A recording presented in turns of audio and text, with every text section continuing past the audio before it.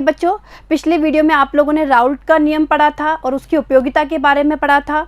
आज हम लोग आदर्श और अनादर्श विलयन के बारे में पढ़ेंगे कि आदर्श विलयन क्या होते हैं और अनादर्श विलयन क्या होते हैं। देखिए बच्चों, ये कहा जाता है कि ऐसे विलयन जो कि प्रत्येक सांद्रता पर राउल्ट के नियम का पालन करते हैं आदर्श विलयन कहलाते हैं, और ऐसे विलयन जो प्रत्येक सांद्रता पर राउल्ट के नियम का पालन नहीं करते हैं वो अनादर्श विलयन कहलाते हैं। ठीक है, तो अब हम पढ़ लेते हैं कि आदर्श विलयन क्या होते हैं, अनादर्श विलयन क्या होते हैं और इनमें और क्या क्या गुण पाए जाते हैं। तो देखिए बच्चों, सबसे पहले हम बात करेंगे आदर्श विलयन के बारे में। किसके बारे में? आदर्श विलयन के बारे में। देखिए ध्यान दीजिएगा, ऐसे विलयन जो सभी सांद्रताओं पर राउल्ट के नियम का पालन करते हैं आदर्श विलयन कहलाते हैं। अभी जस्ट मैंने ये परिभाषा बताई थी कि अपनी प्रत्येक सांद्रता पर राउल्ट के नियम का क्या करते हैं? पालन करते हैं। अब देखिए, राउल्ट का नियम आप लोग पढ़ के आए भाई, हम लोगों ने पिछले वीडियो में राउल्ट के नियम के बारे में पढ़ा था। किसी भी विलयन में उपस्थित वाष्पशील अवयव का आंशिक वाष्प दाब होता है वो उसके मोल भिन्न के समानुपाती होता है। देखिए बच्चों, वापस ध्यान दीजिएगा, राउल्ट ने ये कहा था कि किसी भी विलयन की अगर हम लोग बात करें तो किसी भी विलयन में जो वाष्पशील अवयव है उसका आंशिक वाष्प दाब उसकी मोल भिन्न के क्या होता है? समानुपाती होता है। यह हम लोगों ने पिछले वीडियो में पढ़ा था। इसके अलावा हमने ये भी पढ़ा था कि किसी भी विलयन का जो कुल वाष्प दाब होता है वो उन वाष्पशील अवयवों पर निर्भर करता है।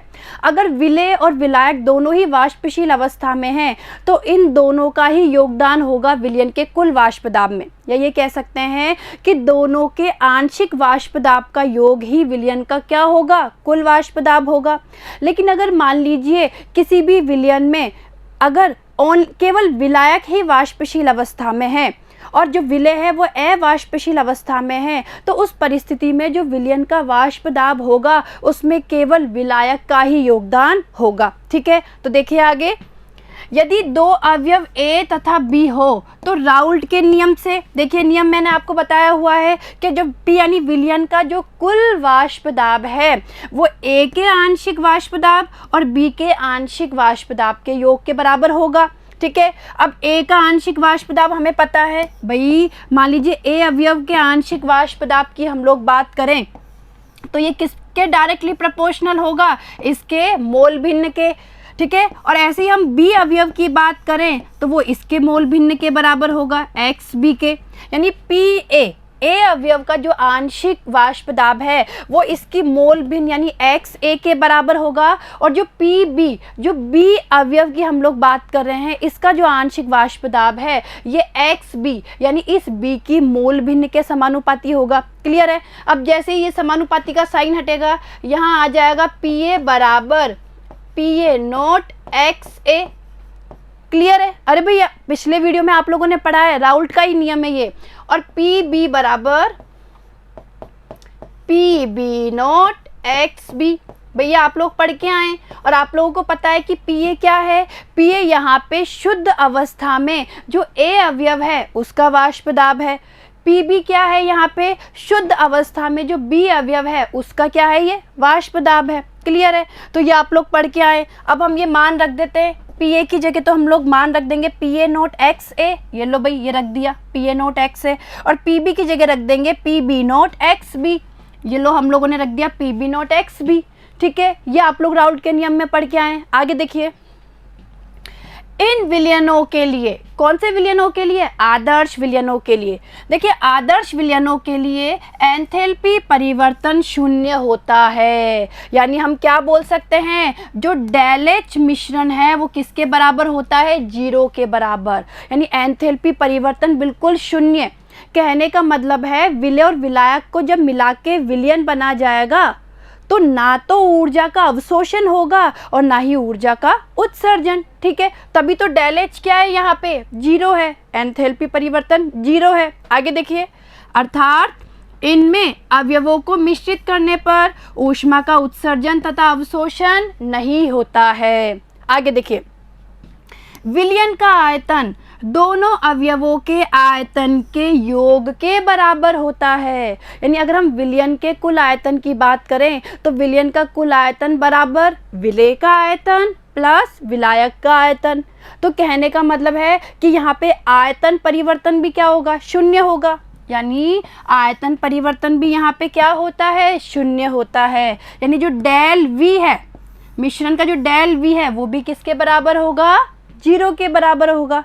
ठीक है, ये चीज़ आपको समझ में आई होगी। आगे देखिए, इनमें ए व बी के बीच अंतरा आणविक अन्योन्य क्रियाएं AB के समान होती है। कहने का मतलब है कि शुद्ध विलेय की बात करें या शुद्ध विलायक की बात करें, इनके बीच में होने वाली जो अंतरा आणविक अन्योन्य क्रिया है वो विलेय और विलायक को मिलाने पर जो विलयन बन रहा है उसकी अंतरा आणविक अन्योन्य क्रिया के समान होती है। कहने का मतलब है ए अवयव के बीच की अंतरा आणविक अन्योन्य क्रिया है और बी अवयव के बीच की जो अंतरा आणविक अन्योन्य क्रियाएं हैं वो ए और बी के बीच होने वाली अन्योन्य क्रियाओं के क्या होती है, समान होती है। ठीक है, तो ये हम आदर्श विलयन के बारे में पढ़ रहे हैं। आगे देखिए, उदाहरण की बात कर लेते हैं।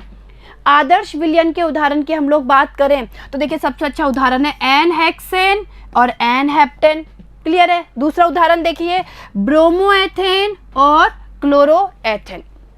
तो देखिए ये तो हमने किसकी बात की, आदर्श विलयन के बारे में बात की। आप लोगों को आदर्श विलयन समझ में आ गया होगा कि प्रत्येक सांद्रता पर राउल्ट के नियम का पालन करते हैं।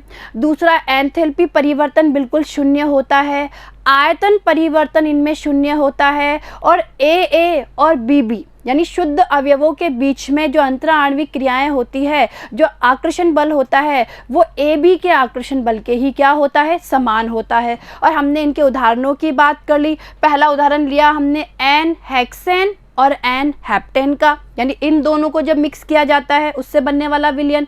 दूसरा हम लोगों ने लिया ब्रोमोएथेन और क्लोरोएथेन। तो ये आदर्श विलयन हमारे हो चुके हैं। अब हम हमारे दूसरा जो पॉइंट है उसकी तरफ आते हैं, अनादर्श विलयन की तरफ। देखिए बच्चों, अनादर्श विलयन क्या होते हैं?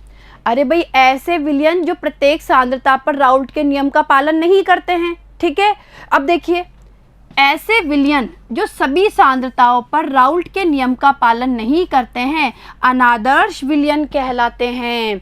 यदि दो अवयव A और B हो तो देखिए इसमें जो P है, जो विलयन का कुल वाष्प दाब है वो PA प्लस PB के बराबर नहीं होता है। इसका मतलब है बराबर नहीं होता, नॉट इक्वल टू, बराबर नहीं होता है।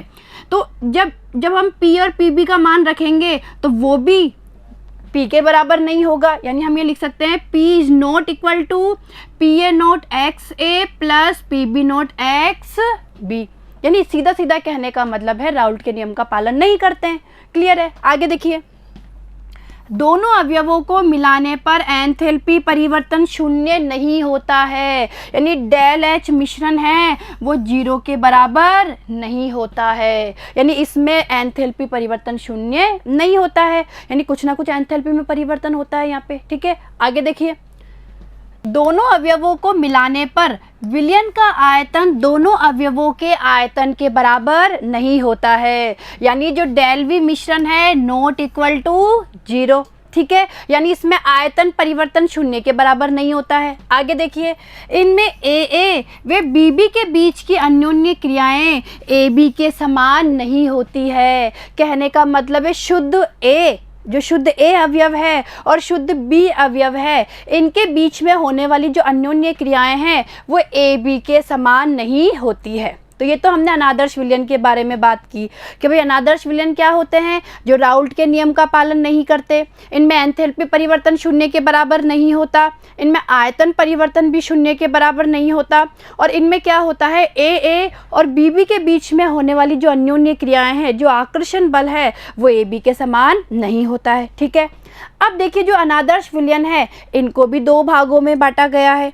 एक तो ऐसे अनादर्श विलयन जो कि राउल्ट के नियम से धनात्मक विचलन प्रदर्शित करते हैं, और एक ऐसे अनादर्श विलयन जो कि राउल्ट के नियम से ऋणात्मक विचलन प्रदर्शित करते हैं। तो देखिए बच्चों, अनादर्श विलयन दो प्रकार के होते हैं। पहला देखिए, ऐसे विलयन जो राउल्ट के नियम से धनात्मक विचलन दर्शाते हैं, और दूसरा देखिए ऐसे विलयन जो राउल्ट के नियम से ऋणात्मक विचलन प्रदर्शित करते हैं।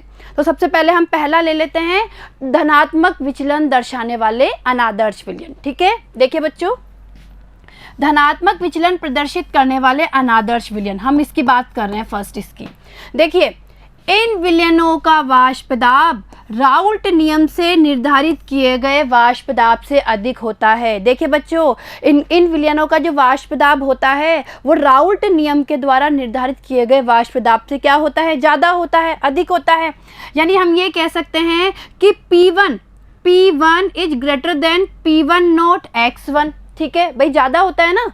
ऐसे P2 greater than P2 note X2, यानी हम ये भी कह सकते हैं कि P जो विलयन का कुल वाष्प दाब है, P is greater than P1 plus P2, हम इसको ये भी कह सकते हैं, ठीक है। यानी ये क्या दर्शा रहे हैं, धनात्मक विचलन दर्शा रहे हैं। अब देखिए आगे क्या होता है, इन विलयनों में AB आकर्षण बल AA एवं BB के बीच के आकर्षण बल से क्या होता है, कमजोर होता है। देखिए बच्चों, ध्यान से देखिए भाई, ये धनात्मक विचलन क्यों दर्शाते हैं, इसका कारण है कि इनमें जो A और B के बीच में जो आकर्षण बल है वो AA और BB के आकर्षण बल से क्या होता है, कमजोर होता है। कहने का मतलब है विलेय और विलायक को मिलाने पर जो विलयन बनता है, तो विलयन में विलेय और विलायक के बीच का जो आकर्षण बल है वो क्या होता है, कम होता है।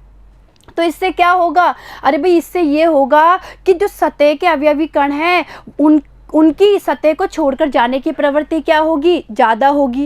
यानी कहने का मतलब है वाष्प रूप में बदलने की प्रवृत्ति उनकी क्या होगी, ज़्यादा होगी। ज़्यादा से ज़्यादा वाष्प में बदलने की वो कोशिश करेंगे या वाष्प में बदलेंगे, और जब ज़्यादा से ज़्यादा अवयव वाष्प में बदलेंगे तो वाष्प दाब भी क्या होगा, ज़्यादा होगा या नहीं होगा। तो ये क्या दर्शा रहे हैं, राउल्ट के नियम से धनात्मक विचलन दर्शा रहे हैं। क्लियर है। तो इसका कारण क्या है, धनात्मक विचलन प्रदर्शित करने का कारण सीधा सीधा ये है कि इनके जो AB के बीच का आकर्षण बल है वो AA और BB के आकर्षण बल से क्या होता है, कमजोर होता है। यानी AB के बीच का आकर्षण बल कमजोर होता है और AA और BB के बीच का जो आकर्षण बल है वो क्या होता है, ज़्यादा होता है, मजबूत होता है। क्लियर है। आगे देखिए, A व B को मिलाने के बाद विलयन का आयतन अधिक हो जाता है। यानी इसमें क्या होता है, विलेय और विलायक को अगर मिलाया जाएगा तो आयतन क्या होगा, अधिक हो जाएगा।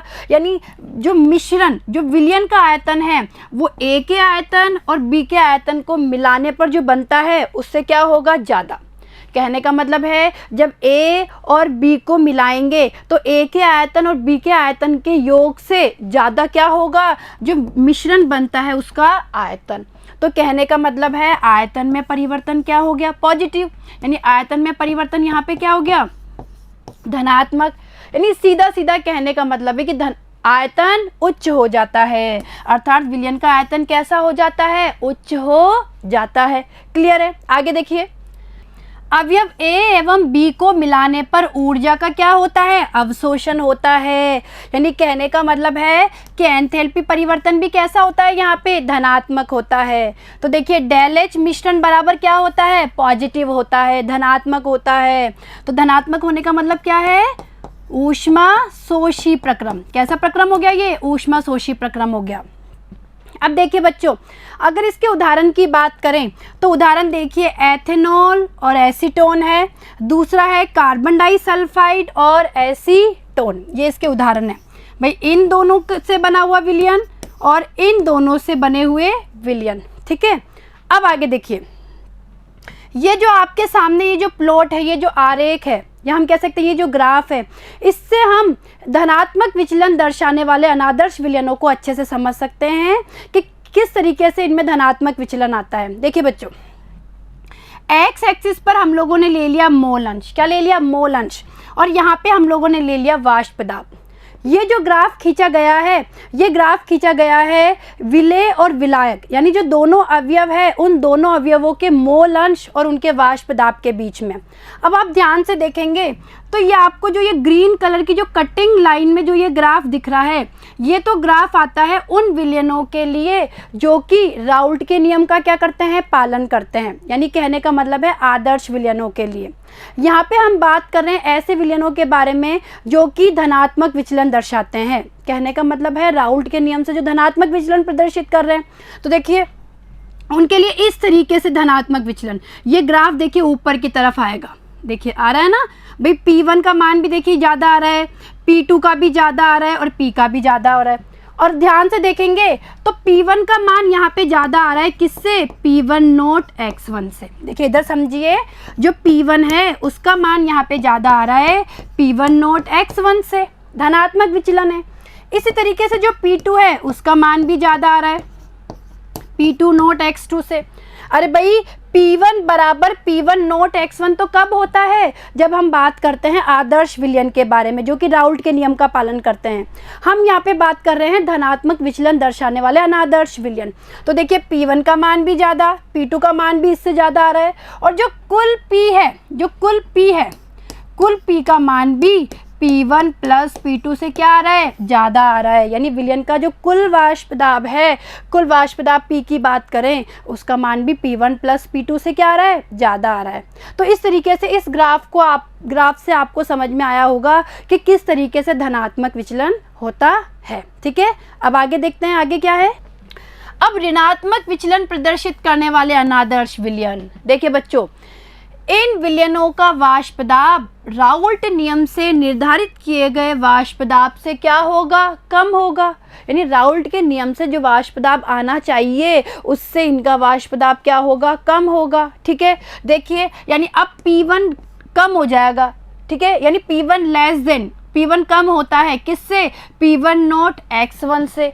ऐसी P2 है वो भी लेस देन होता है किससे, P2 नोट x2 से। यानी कहने का सीधा सीधा मतलब क्या हुआ कि जो P है, विलयन का जो कुल हम दाब की बात कर रहे हैं, विलयन के कुल वाष्प दाब की बात कर रहे हैं, वो P1 प्लस P2 से क्या हो जाएगा, कम हो जाएगा। ठीक है, तो ऐसे विलयनों को हमने क्या नाम दिया, ऐसे विलयनों को हमने नाम दिया ऋणात्मक विचलन प्रदर्शित करने वाले अनादर्श विलयन। आगे देखिए, इसका कारण क्या है भाई, इन विलयनों में AB आकर्षण बल AA एवं BB के आकर्षण बल से क्या होता है, अधिक होता है। तो देखिए बच्चों, इसमें A और B कहने का मतलब है विलेय और विलायक को मिलाने पर जो विलयन बनता है, तो विलयन अवस्था में क्या होता है, विलेय और विलायक के बीच का आकर्षण बल बहुत ही क्या होता है, मजबूत होता है, या कह सकते हैं बहुत ही क्या होता है, ज़्यादा होता है। अब जो आकर्षण बल ज़्यादा होगा तो अवयवी कणों की सतह को छोड़कर वाष्प में बदलने की प्रवृत्ति भी क्या होगी, कम होगी। ठीक है, और कम होगी इसका मतलब है वाष्प दाब भी क्या होगा, कम होगा। तो सीधा सीधा कहने का मतलब है कि ये वाष्प दाब में क्या दिखाएंगे, ऋणात्मक विचलन प्रदर्शित करेंगे। तो देखिए, यानी हम क्या बोल सकते हैं कि AB के बीच में जो आकर्षण बल है वो ज़्यादा होता है शुद्ध अवयव AA और BB के बीच के आकर्षण बल से। ठीक है, आगे देखिए, A एवं B अवयवों को मिलाने के बाद विलयन का आयतन कम हो जाता है। इसमें ध्यान रखने योग्य बातें हैं कि जब A और B अवयव को मिलाया जाता है तो आयतन इसमें कम हो जाएगा। ठीक है, यानी जो आयतन बनेगा वो A के आयतन प्लस B के आयतन के योग से कम होगा। कहने का मतलब है विलयन का जो कुल आयतन है वो A के आयतन प्लस B के आयतन से कम होगा। आगे देखिए, यानी सीधा सीधा हम क्या बोल सकते हैं कि आयतन परिवर्तन ऋणात्मक होगा, नेगेटिव होगा। यानी कहने का मतलब है विलयन बनाते समय, यानी दोनों अवयवों को मिलाने पर जो विलयन बना उसमें आयतन क्या हो जाएगा, निम्न हो जाएगा, या आयतन निम्न हो जाता है। ठीक है, आगे देखिए, अवयव A व B को मिलाने पर ऊर्जा का उत्सर्जन भी होता है। देखिए बच्चों, इसमें ऊर्जा का उत्सर्जन भी होता है, अर्थात एंथैल्पी परिवर्तन ऋणात्मक होता है। ये देखिए एंथैल्पी परिवर्तन कैसा है, इसमें नेगेटिव है।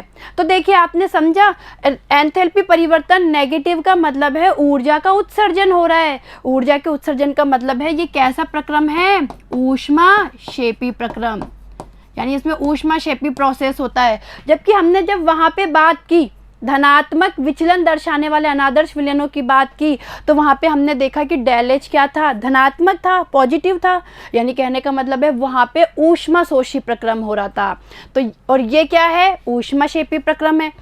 अब उदाहरण देखिए, क्लोरोफॉर्म एसीटोन पहला उदाहरण, दूसरा उदाहरण H2O और HCl। ठीक है, अब देखिए इसको एक डायग्राम से समझ लेते हैं। इस ग्राफ को ध्यान से देखिए। आप लोग इस ग्राफ को ध्यान से देखेंगे तो देखिए वही यहाँ पे हमने मोल अंश ले लिया और यहाँ पे हमने क्या ले लिया, वाष्प दाब ले लिया। ठीक है, ये जो आपको कटिंग वाली लाइन से जो प्रदर्शित किया गया है, ये जो कटिंग वाली लाइन से जो प्रदर्शित किया गया है, ये आदर्श विलयनों के लिए ग्राफ है। यानी जो आदर्श विलयन राउल्ट के नियम का पालन करते हैं उनके लिए तो इस तरीके से ये ग्राफ आता है। ठीक है, और जो ये ब्लू लाइन में जो ये प्लॉट आपको जो ये आरेख दिख रहा है, ये ऋणात्मक विचलन प्रदर्शित करने वाले विलयनों के लिए है।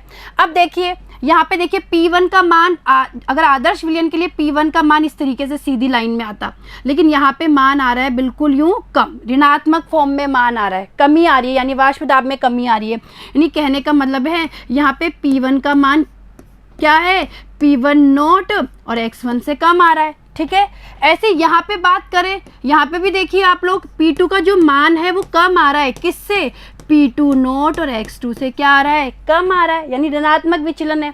और यहाँ पे हम लोग बात करें तो यहाँ पे जो कुल P है, कुल P का मान भी P1 प्लस P2 से क्या आ रहा है, देखिए बच्चों कम आ रहा है। देखिए डाउन में आ रहा है ना, ये देखिए ये वाला ग्राफ है, ये देखिए डाउन में आ रहा है।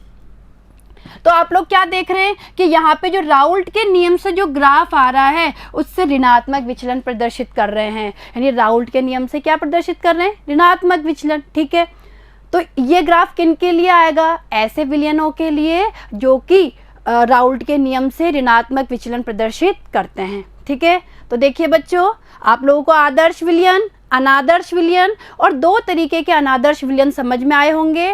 पहला जो कि राउल्ट के नियम से धनात्मक विचलन प्रदर्शित करते हैं और दूसरा जो कि राउल्ट के नियम से ऋणात्मक विचलन प्रदर्शित करते हैं। ठीक है, अब आगे के जो टॉपिक्स है उनके बारे में हम हमारे नेक्स्ट वीडियो में चर्चा करेंगे। ठीक है बच्चों, थैंक यू।